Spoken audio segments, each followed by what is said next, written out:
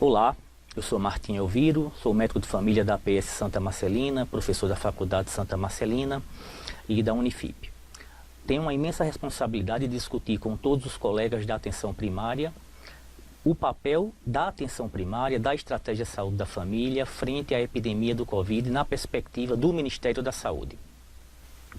Todos nós sabemos que no final do ano passado, na província de Wuhan, na China, houve os primeiros casos de Covid-19, que é uma situação que afetou o mundo inteiro rapidamente numa grande epidemia, se alastrando a priori para os países asiáticos, depois Europa, América, se caracterizando atualmente como uma grande pandemia, não é, que tem afetado toda a população do mundo. A grande questão é qual será o papel da atenção primária nessa situação. Qual o papel do agente comunitário? Qual o papel do auxiliar de enfermagem nessa situação? Qual é o papel do enfermeiro, do médico, de toda a equipe NASF, para que, enquanto atenção primária, possamos reconhecer e utilizar os nossos atributos, né, de porta de acesso do sistema e de coordenação do cuidado. A grande discussão que nós queremos compartilhar com vocês é a organização do processo de trabalho e a organização do manejo clínico mais adequado, baseado nas melhores evidências na perspectiva do Ministério da Saúde do Brasil. Então, qual seria o grande caminho que nós deveríamos seguir? Determinar um fluxo baseado nas melhores evidências de pessoas que chegam às UBSs, à Estratégia de Saúde da Família, às UBSs tradicionais, e que isso esteja muito bem estabelecido, com abordagem inicial, né? Que o paciente, que a pessoa que procure seja rapidamente identificada, que ela espere em um lugar seguro, em que ela não contamine outras pessoas e que a equipe esteja preparada para determinar o grau de gravidade dessa situação. Trata-se de um resfriado comum, trata-se de uma síndrome gripal. Pode haver uma evolução já nesse primeiro momento para uma síndrome respiratória aguda grave ou mesmo um choque séptico. A equipe tem que estar preparada para dar essa pronta resposta e nós vamos discutir isso a partir de agora. Então vamos imaginar uma primeira situação. Uma pessoa chega na UBS, né, com sintomas respiratórios. Ela tem que ser rapidamente identificada a partir dessa perspectiva, que ela está tossindo, ela está com febre. Então ela tem que ser identificada como uma pessoa com sintomática respiratória. A ela deve ser oferecido uma máscara e encaminhada para um fluxo diferenciado. Ela não deve ficar aguardando junto com as outras pessoas, porque ela pode contaminar muitas pessoas. A partir desse momento, ela vai passar por uma avaliação do auxiliar de enfermagem, do enfermeiro e do médico, que nós vamos detalhar a posteriori, e esses profissionais têm que fazer o atendimento o mais qualificado possível e fundamentalmente determinar a gravidade. Essa pessoa tem uma síndrome gripal, ela vai poder ficar no seu domicílio, em isolamento domiciliar, ela vai precisar ser encaminhada para um serviço de urgência e emergência. Essa é a grande questão que nós vamos discutir. Alguns lugares do país já estão organizando algumas tendas, né, do atendimento para essas pessoas, que vai seguir a mesma situação, seja uma tenda, seja um container. A pessoa vai chegar a esse equipamento, vai ser abordado de forma qualificada por um agente comunitário, alguém da recepção, que vai fazer uma primeira entrevista, e a partir daí ela passará com a equipe técnica de auxiliar de enfermagem, enfermeiro e médico, para que rapidamente seja dirimido o grau de gravidade que esse paciente tem, né? Ele tem uma situação mais grave ou uma situação mais leve, e a conduta correta ser tomada. Então vamos imaginar essa primeira situação, né? Uma UBS que tem a porta de entrada, né? E a pessoa chega nessa situação e é identificada precocemente, encaminhada e avaliada sobre se o seu caso é grave ou não. Tem que ser uma coisa interessante, é que pacientes que têm, mesmo esses que estão esperando em uma situação de um certo isolamento, pessoas acima de 60 anos, pacientes com doenças crônicas, principalmente os que estão mais descompensados, os imunossuprimidos, gestantes e puérperas, devem ter uma prioridade mesmo na sala de isolamento. Muito bem. vamos seguir esse fluxo. O primeiro contato é feito pelo recepcionista, pelo agente comunitário, que vai perguntar as questões centrais e nós vamos apresentar detalhe por detalhe qual deve ser esse formulário, né? Que vai perguntar sobre se a pessoa tem síndrome respiratória, ou seja, se está apresentando um quadro de tosse, dor de garganta. A partir daí, se a resposta for sim, ele já vai para um local separado dos outros colegas, dos outros pacientes, recebendo a máscara e tendo um atendimento padronizado que nós vamos discutir. Se a pessoa, ao conversar com o recepcionista, com o agente comunitário que o recebeu, não tem sintomas respiratórios, ele vai ser atendido conforme o fluxo normal da unidade. Muito bem, caso esse nosso paciente, a pessoa que procurou a UBS, tenha sintomas respiratórios, ele vai passar primeiro por um auxiliar de enfermagem, que vai aplicar um checklist extremamente bem produzido pelo Ministério da Saúde. Depois, ele vai ser avaliado pelo enfermeiro e o médico, né, que tem papéis complementares, né, e eles vão também aplicando o checklist padrão, determinar o grau de gravidade desse paciente para que a melhor conduta possível seja tomada. Portanto, no final desse processo, que deve ser o mais célere possível, né, o profissional de enfermagem e médico tem que determinar se essa pessoa que procurou a UBS, a Estratégia de Saúde da Família, é uma pessoa que tem um caso leve, e a gente sabe que a maioria dos casos serão casos leves, né? Das pessoas infectadas, em torno de 80%, 85% serão casos leves, ou seja, são pessoas que têm síndromes gripais com sintomas leves. Não tem uma dispneia muito intensa, não tem sinais de gravidade, a saturação de O2 vai estar acima de 95%, não vai ter tiragem intercostal, não vai ter batimento de asa do nariz, não vai estar desconfortável em relação à sua respiração. E não vai ter comorbidades descompensadas, que nós vamos discutir daqui a pouquinho com mais detalhes. Se essa pessoa tem essa síndrome gripal leve, sem dispneia, sem alteração de saturação, sem essas comorbidades descompensadas, ela vai ser manejada na UBS, ela vai ser encaminhada para o isolamento domiciliar, né? A equipe é muito importante que faça o contato com essa pessoa pelo menos a cada 48 horas, de preferência por telefone, e nós vamos detalhar o que deve ser feito, o que deve ser orientado para essa pessoa que fica em isolamento domiciliar, e a imensa responsabilidade da atenção primária de avaliar se esse caso é leve e de como fazer o seguimento dessa pessoa.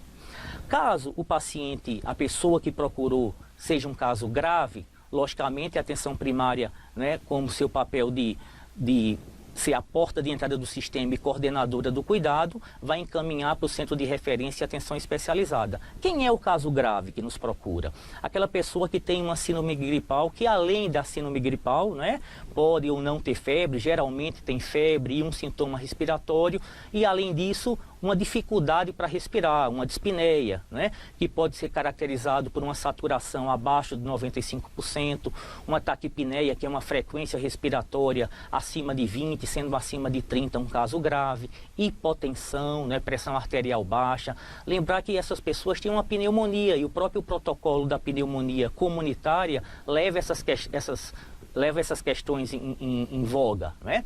Piora das condições clínicas basais, é um paciente que tem insuficiência cardíaca NIRA 1, evoluiu para NIRA 3, para NIRA 2, para NIRA 4, é um paciente que tinha seu diabetes compensado e o diabetes piora, é um paciente que rebaixou sua pressão, piorou seu estado mental, tem uma certa confusão mental. Esses pacientes que têm essa situação de piora clínica de suas doenças de base, ou que apresentam, não é, uma situação de dispneia que o incomode, ou uma saturação abaixo de 95, tem que ir para o centro de referência e atenção especializada.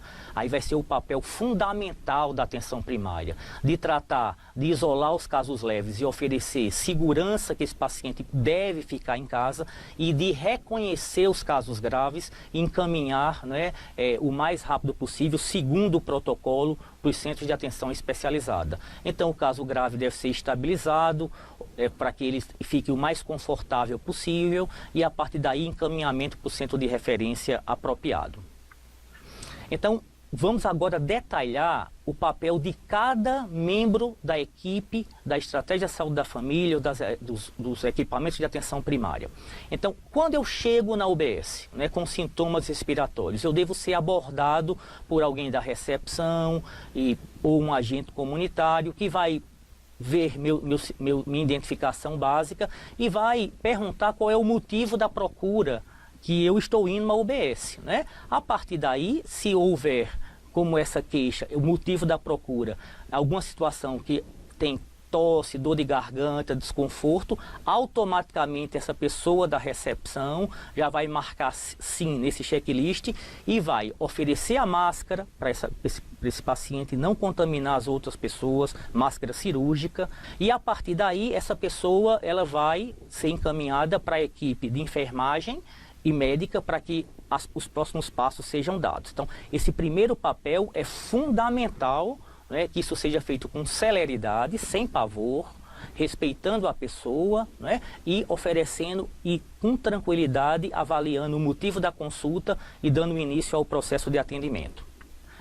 O técnico de enfermagem tem um papel também fundamental, né, é de avaliar, ratificar o motivo da consulta e começar a colher os parâmetros fundamentais de gravidade, que vai subsidiar o enfermeiro e o médico para a tomada da conduta adequada. Então, a avaliação dos sinais vitais, pela temperatura axilar, a frequência cardíaca, que num paciente grave está aumentado, a frequência respiratória, que num paciente grave vai estar aumentado, a saturação de oximetria, o oxímetro, que vai mostrar uma saturação abaixo de 95% e uma pressão arterial baixa. Isso são sintomas de gravidade. Lembrar que na pneumonia, na síndrome gripal, o que preocupa é a PA baixa, ok?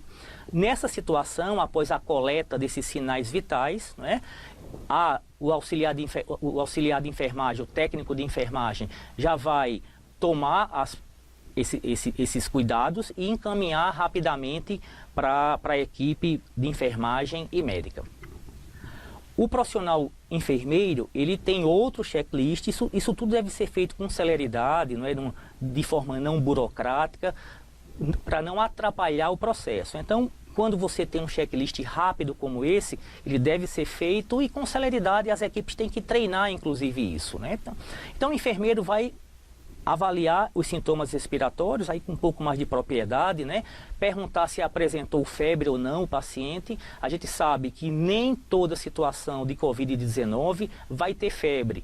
Crianças podem não ter febre, idosos não podem não ter febre. A maioria das pessoas, mais de 82% dos pacientes vão ter febre, mas alguns não terão febre. Então é importante perguntar se tem febre, inclusive se é uma febre referida, que também vai ser colocada como sim, né?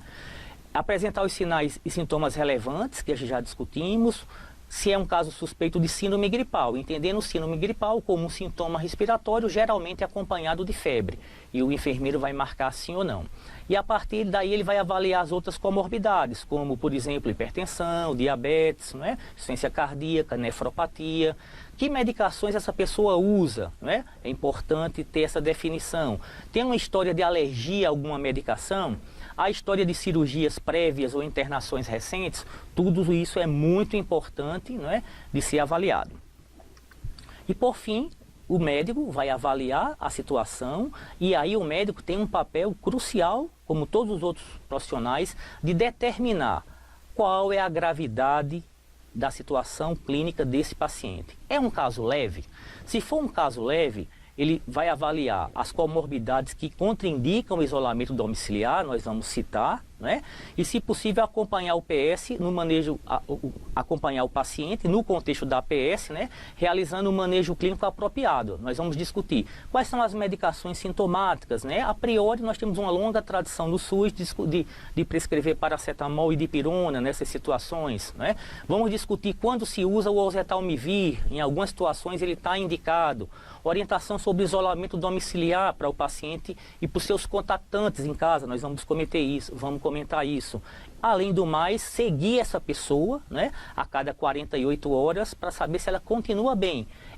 Existem relatos que as pessoas no início podem ter um quadro de síndrome gripal leve e podem piorar. no decorrer do tempo. Isso acontece não em muitos casos, mas é muito importante que eu não baixe a guarda, mesmo que os casos iniciais, se a avaliação inicial for de uma síndrome gripal leve. Eu preciso seguir esse paciente a cada 48 horas. Não é? Nessa situação de caso leve, o médico deve fornecer o atestado de 14 dias para propiciar o isolamento domiciliar para o paciente. Existe o CID-J11, né, que é o da síndrome gripal, o B34.2, que é o da Covid. Sempre orientar que o paciente tem que ter a anuência que ele está dando o atestado com o CID, né? E também o médico pode, né? A gente vive uma situação excepcional, afastar, né, por CID, com o CID Z20.9, os contatos que têm exposição com essas pessoas com síndrome gripal. Então, isso está tranquilo, o nosso ministro Mandetta já explicou essa situação e a gente não precisa temer, enquanto médico, de fornecer esse atestado para pessoas que têm que são os acompanhantes desses pacientes com síndrome leve. É importante anotar tudo isso no prontuário, né, e determinar quais são os casos leves e os casos graves. Quem serão os casos graves? Os casos graves vão se caracterizar em pessoas que têm dispneia importante, ou seja, eu estou desconfortável para respirar. Como é que eu vejo essa dispneia? Uma frequência respiratória aumentada, que varia de idade, não é? Sendo muito alta na criança, e tem tabelas que a gente sabe que todo mundo conhece, em relação à frequência respiratória da criança até o adulto. Um adulto com frequência respiratória acima de 20 incursões respiratórias por minuto é um adulto que tem taquipneia. Acima de 30 é uma taquipneia grave, não é? É muito importante no adulto ver a saturação de oxigênio, né? Medido pela oximetria. Saturação abaixo de 95% indica gravidade. É muito importante na criança avaliar a dispneia, não é? Se ela tem tiragem intercostal, se ela tem batimento de asa do nariz. Muito importante avaliar se a pressão arterial média não está rebaixada no adulto e na criança. Tudo isso são fatores de gravidade, além de todas as comorbidades. A maioria dos pacientes, nós sabemos, não é, que vão ter uma situação de síndrome gripal leve. Então, quais são as orientações fundamentais que nós vamos dar para a pessoa que está com síndrome gripal, para a pessoa que está cuidando dela e as precauções gerais? Então, vamos acompanhar nessa tabela. Essa pessoa que nós atestamos com síndrome gripal leve, que vai ficar em casa, deve permanecer em quarto isolado, bem ventilado, quando for possível, né? Se ela divide o quarto com outra pessoa, é muito importante que ela tenha pelo menos a distância de 1 metro para outra pessoa que coabita, que vive com ela nesse mesmo quarto, né? É importante limitar a movimentação dessas pessoas dentro do seu cotidiano, na medida do possível, ela ficar restrita de fato ao quarto, né? Porque quanto mais ela circula dentro de casa, né, mais a possibilidade de outras pessoas familiares adquirirem, serem contaminados pelo Covid. Em relação ao cuidador, é muito importante que ele também use uma máscara descartável ou use toda a etiqueta respiratória para se proteger, né? E a partir do momento que a máscara fique úmida, né, ele deve trocar essa máscara. Também a pessoa que está adoecida tem que usar essa máscara, logicamente, né? Toda a família deve ter muito cuidado com a higiene das mãos, né? Então, lavar as mãos com água e sabão todas as vezes que for necessárias, antes e depois de ir para o banheiro, antes e depois de comer, né? Quando tiver alguma sensação que tocou em algum lugar que pode ter risco, uma maçaneta, lavar as mãos de forma contínua, né? Todas as vezes, como a gente já falou nessas precauções gerais também, lavar as mãos, se for possível, enxugar com papel toalha. Se não tiver papel toalha, tem que ter, cada pessoa, idealmente, deve ter a sua toalha para realizar o enxágue, né, e enxugar as mãos, né? Todos os moradores da casa devem cobrir a boca com o nariz quando for tossir, espirrar. É muito importante que a atenção primária discuta a etiqueta respiratória com palavras o mais simples possível, né, para a nossa comunidade, né? Evitar o contato com secreção, isso é fundamental. Ainda em relação ao isolamento do paciente, utilizar a máscara cirúrgica o tempo todo, né? Nas idas ao banheiro, o outro ambiente deve evitar, né, ele deve usar a máscara também nessas situações. Como a gente já disse, realizar a higiene frequentemente das mãos com água e sabão ou álcool e gel. Água e sabão é melhor que o álcool e gel. O álcool e gel é uma medida complementar que é importante, é muito relevante, mas a água e sabão é o preferível, né? Especialmente a pessoa que está adoecida, quando for comer, quando for cozinhar, quando for ir ao banheiro. A gente sabe que as secreções também podem transmitir. Então, quando for dar descarga, baixar a tampa, né, do vaso sanitário, tudo isso é importante. Não pode haver visitas a esse doente, né? Não é uma situação que a pessoa está com síndrome gripal, está de férias. Ela não está numa situação normal. A gente está vivendo uma situação de muito risco para o Brasil inteiro. Então, essa pessoa que está em casa, que foi o profissional que pela atenção primária foi isolado, ela tem que ficar em casa restrita ao leito. Então você tem que falar de forma enfática que ela tem responsabilidade sanitária em relação a isso, ok? Os cuidadores, né, terem os mesmos cuidados em relação ao uso do sabão e do papel toalha, né? Caso alguém do domicílio apresentar sintomas, eu posso ter sintomas e imediatamente procurar, né, o serviço de atenção primária para ser avaliado a partir da gravidade. Nas precauções gerais, intensificar a limpeza dos ambientes, né, usando detergentes comuns, alvejantes, tentar lavar as roupas das pessoas e camas, né, com sabão comum. Uma outra dica interessante é que a própria pessoa, se for possível, troque sua roupa de cama, que evite que outras pessoas tenham contato com a sua roupa de cama. Para exemplificar, vamos pensar em algumas situações do cotidiano que podem elucidar, né, como a gente vai lidar com essas situações desafiadoras na atenção primária. Então vamos pensar numa senhora que nós chamamos de Maria de Fátima, 48 anos, que compareceu à unidade de saúde da família preocupada com a sua saúde.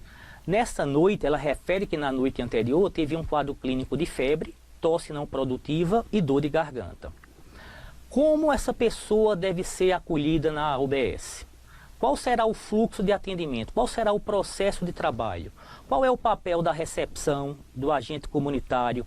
Qual o papel do auxiliar de enfermagem? Qual o papel do enfermeiro? Qual o papel do médico frente a essa pessoa que chegou com essa clínica?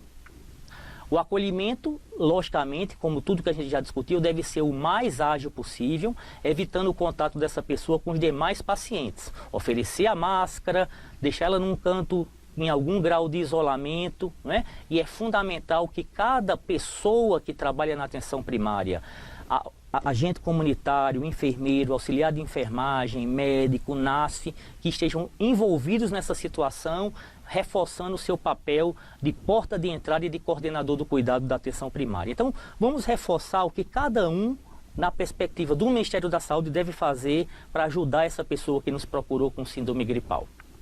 Então, a recepção, o agente comunitário vai identificar a pessoa, procurar entender o motivo da consulta e, se for uma situação de síndrome respiratória, anotar, né? Colocar sim nesse formulário e encaminhar para que os profissionais atendam. Essa pessoa, nesse momento, já deve receber a máscara cirúrgica e ser atendida e ser encaminhada para o local em que, com um certo resguardo, as pessoas vão estar separadas das outras pessoas que estão lá por outros motivos na UBS.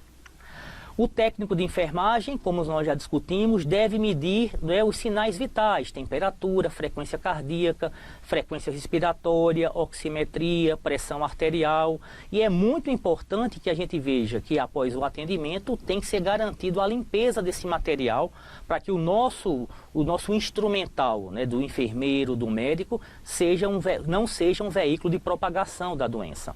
A partir da avaliação desses sinais vitais, né, o técnico de enfermagem vai encaminhar ao profissional de enfermagem que vai avaliar, né, os sintomas respiratórios, né, ver a presença de febre ou não. A gente sabe que a febre geralmente está presente, mas a falta de febre não exclui síndrome gripal e não exclui Covid.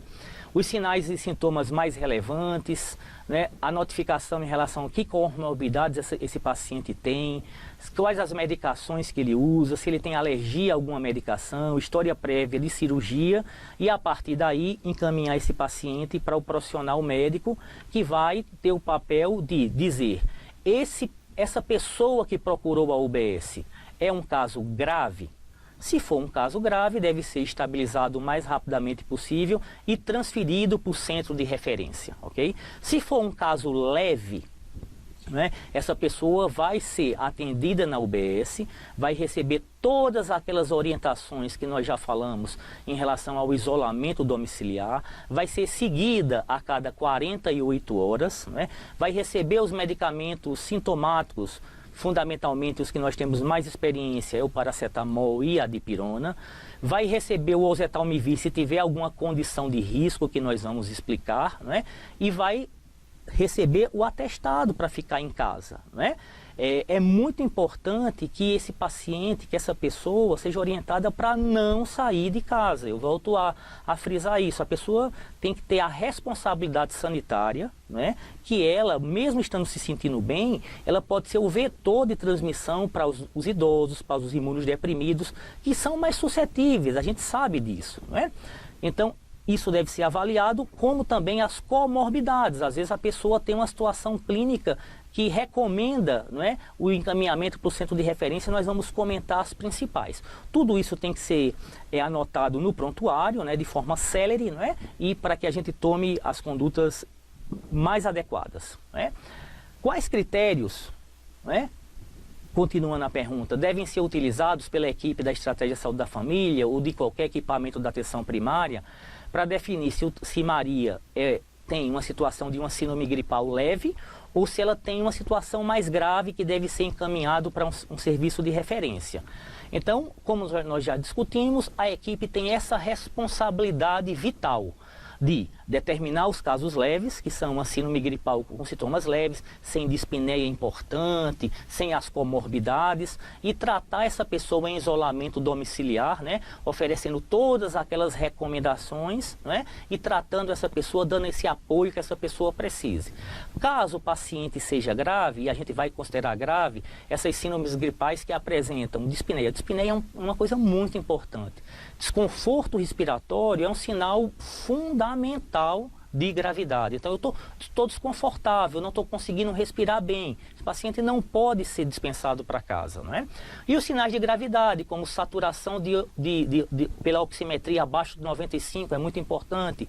Uma frequência respiratória aumentada, pressão baixa, piora das condições clínicas do paciente. O paciente piorou seu diabetes, piorou sua insuficiência cardíaca, piorou sua função renal, né, tá torporoso, tá confuso, esse paciente não pode ir para casa, né? Então, é a piora dessas doenças que o paciente já carrega, a piora das comorbidades fazem com que ele precise ser encaminhado para um centro de referência. Quais as orientações? A maioria dos pacientes não vão ter essas situações de gravidade. Então, o que é que a gente deve orientar para a pessoa para ficar em isolamento domiciliar, né?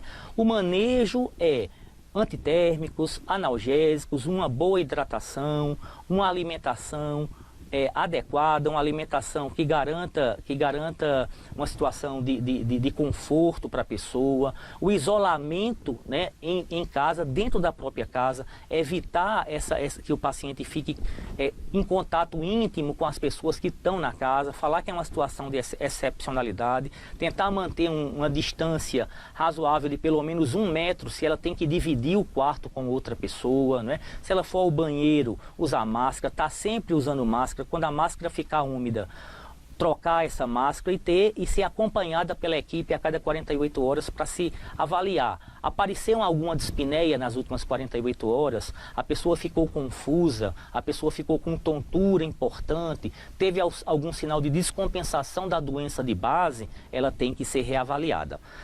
Sempre reavaliada a cada 48 horas e se tiver algum sinal de piora, né, ser reavaliada enquanto a sua gravidade da doença.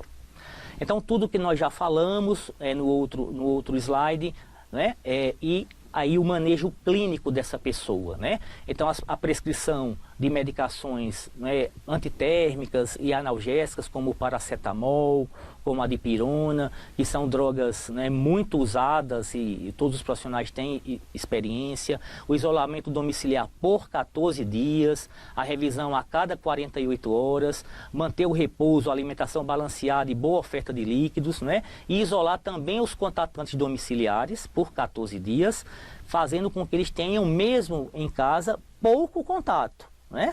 Mesmo que você deve isolar as pessoas que são contactantes, mesmo que elas não estejam adoecidas.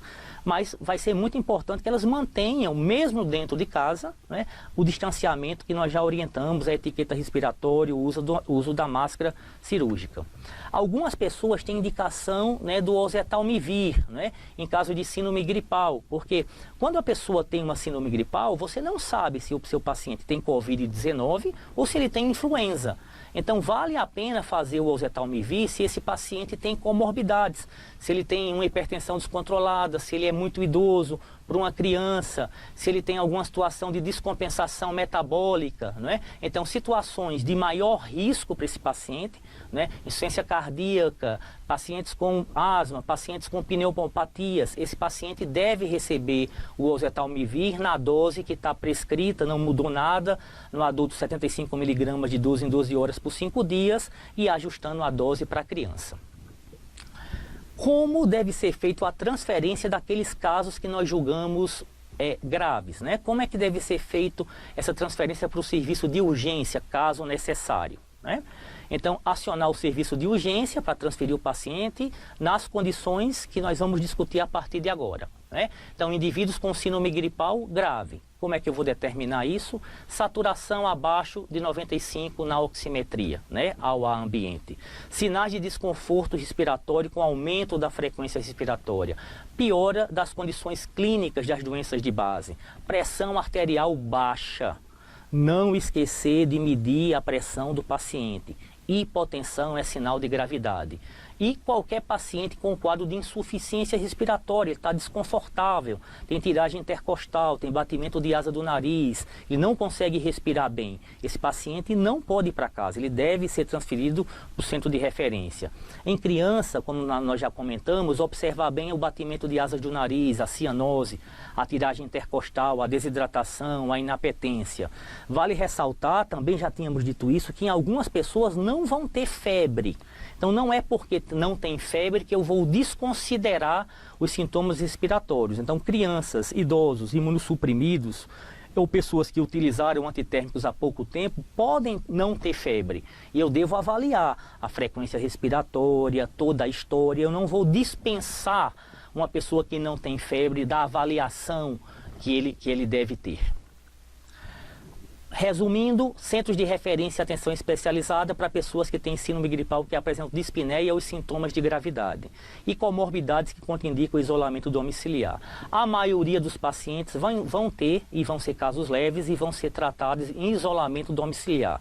Então, a síndrome gripal com sintomas leves não tem dispneia, não tem sintomas de gravidade, a saturação está acima de 95%, né? Não tem comorbidades importantes. Então, um quadro para fechar essa questão de gravidade muito bem construído pelo Ministério da Saúde. Então, os adultos, déficit no sistema respiratório, falta de ar ou dificuldade para respirar, é grave. Ronco, retração subintercostal severa, cianose, né? É muito importante, dedos azulados, saturação da oximetria abaixo de 95%, veja, taquipneia acima de 30%, eu observo no adulto a pessoa respirando mais do que 30 vezes por minuto, é um sinal de muita gravidade, né? Hipotensão arterial, pressão abaixo de 9/6, não precisa ter os dois. Uma sistólica abaixo de 90 e uma diastólica abaixo de 60, isoladamente já caracteriza. Diminuição do pulso periférico, né? Piora das condições clínicas de doença de base, alteração do estado mental como confusão, persistência do aumento da febre por mais de 3 dias ou retorno após 48 horas dessa febre. Então veja que parece muito aqueles critérios da pneumonia comunitária dos casos de gravidade, que nós já usamos na atenção primária, né? O CRP-65, o C de confusão mental, o P de pressão baixa, abaixo de 9/6, o B, né, de blood em inglês, mas de P de pressão, em relação à diminuição da pressão arterial e abaixo de 9/6, como eu tinha comentado, a idade acima de 60 anos, 65 anos, como o próprio acróstico do CRP 65, né? E a frequência respiratória aumentada, né? Nas crianças, também como já comentado, a falta de ar ou dificuldade para respirar, o ronco, a tiragem intercostal, batimento de asa de nariz, cianose central, bradipneia em ritmo irregular, saturação abaixo de 95, taquipneia. Lembrar que na criança a frequência respiratória não é de 30, ela varia de idade para idade, a gente tem que ficar atento a isso. Desce no sistema cardiovascular, hipotensão, diminuição do pulso periférico. Sinais e sintomas adicionais: inapetência, a criança não aceita a amamentação, não aceita a ingestão de líquidos, é um sinal de gravidade. Piora das condições clínicas se a criança tem alguma doença de base, como asma, qualquer doença, uma anemia, alteração do estado mental, a criança fica às vezes irritadiça, né? Confusão e letargia e mesmo convulsão. Se tivermos essa situação como doença de base e sinais e sintomas de gravidade aparecendo, esse paciente, essa pessoa não deve ficar em isolamento domiciliar. Ela deve ser encaminhada para o centro de referência. As comorbidades, só reforçando e ratificando, que levam a pessoa à necessidade de um centro de referência, são doenças cardíacas crônicas, doença cardíaca congênita, insuficiência cardíaca, doenças respiratórias como DPOC e asma, doenças pulmonares intersticiais, fibrose cística, displasia broncopulmonar e suas complicações, crianças com doença pulmonar crônica, doença renal crônica, né, a taxa de filtração glomerular abaixo de 3, 4 e 5, né, uma taxa de filtração glomerular inferior a 60, tem aquela classificação 3A, 3B, é importante revisar isso. Pacientes em diálise, imunossuprimidos, transplantados de órgãos sólidos, imunossupressão por pessoas que usam medicamentos, quimioterapia, radioterapia, pessoas com doenças cromossômicas, com fragilidade imunológica, como síndrome de Down, diabetes, principalmente os descompensados. Tudo isso são pessoas que têm um risco maior. Então, a critério clínico, avaliar cada uma dessas situações e encaminhar para o centro de referência. Essas são as referências que o Ministério da Saúde construiu, esse protocolo extremamente bem feito, ressaltando que a atenção primária é a porta de entrada do sistema, que nós temos um papel fundamental em mitigar o sofrimento da população, então temos que ser porta de entrada do sistema, temos que coordenar o cuidado dos casos mais simples, e a maioria, graças a Deus, são casos simples, 80%, e poucos, 10, 15, 20% são casos graves, e é fundamental que tenhamos competência clínica e celeridade para reconhecer os casos graves. A atenção primária, portanto, tem um papel fundamental no enfrentamento dessa pandemia. Nós temos que ser a porta de entrada para essas pessoas, coordenar o cuidado, entender que a maioria das situações vão ser muito simples e nós vamos tratá-las em isolamento domiciliar, reconhecer muito rapidamente, de forma célere e baseada nas melhores evidências, os pacientes graves, encaminhar para o centro de referência, trabalhar muito com a educação em saúde, né, para que a gente consiga vencer essa pandemia o mais rápido possível e fortalecer o papel da atenção primária no Brasil. Muito obrigado.